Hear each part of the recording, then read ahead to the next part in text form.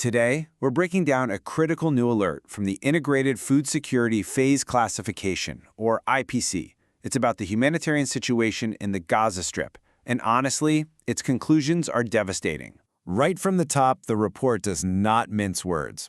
This isn't a forecast or a warning about a distant risk. It's a stark declaration that the worst-case scenario is a reality on the ground right now. So, let's be absolutely clear. This report is not warning of a potential famine down the road.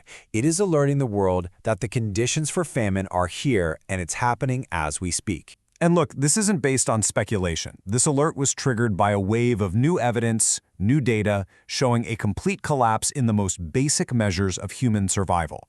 We're talking about widespread starvation, a surge in acute malnutrition, and a rise in disease, all of it leading to a tragic and rapid increase in people dying from hunger. This finding doesn't stand alone, not by a long shot. An independent famine review committee looked at the exact same evidence, and they fully endorsed the alert, using incredibly strong language to express their horror at what they saw. To really get the weight of the data that follows, we need to quickly cover what the term famine actually means. It's not just a word for being hungry.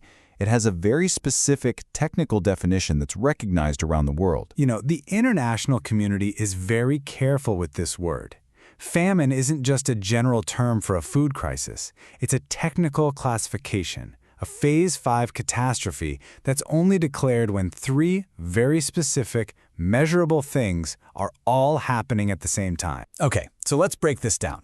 For a famine to be declared, you need to cross these three thresholds. First, at least 1 in 5 families are facing an extreme lack of food. Second, more than 30% of children are acutely malnourished. And third, at least 2 adults or 4 children for every 10,000 people are dying from starvation every single day. Now here's the crucial part from the report. It says the latest data shows that the thresholds for food shortages and acute malnutrition have already been crossed in parts of Gaza. So how did it get to this point? The report lays out some truly overwhelming evidence that shows the space for civilians to simply survive has been shrinking rapidly. The backdrop for all of this is 21 months of sustained conflict, which has just systematically dismantled the services and systems that people rely on to live. And the human toll has been immense. According to the data cited in the report, nearly 60,000 people have been killed, with over 143,000 injured.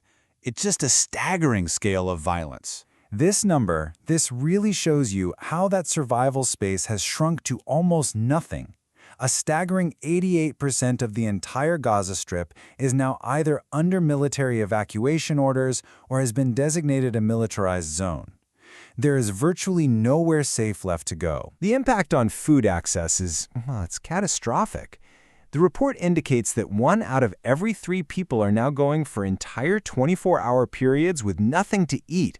That's a key measure of extreme hunger, and it's doubled just since May. This detail from the report is it's chilling.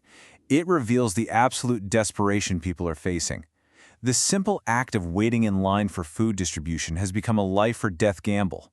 Over 1,000 people have been killed in those situations in just 2 months. So that brings us to the humanitarian response, the very aid effort that is meant to prevent this kind of disaster. According to the report, that system is itself in a state of collapse. This chart puts the problem in really stark terms. The UN says a minimum of 62,000 metric tons of food are needed every single month just to meet basic needs.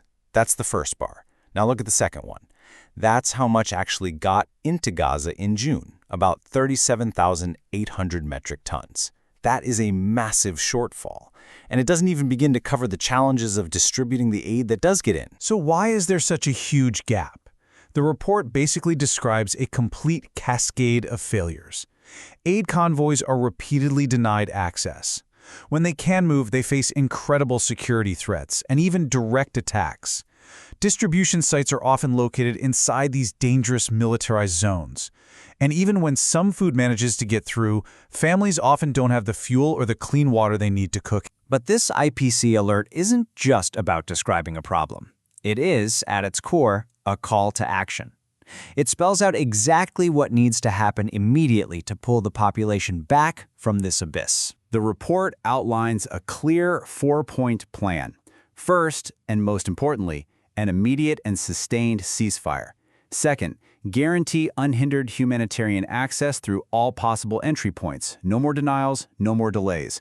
Third, actively protect civilians, aid workers, and critical infrastructure like hospitals and water plants. And finally, fourth, a massive scaling up of all life-saving assistance: food, health, water, sanitation, the whole works. So the IPC has sounded the alarm.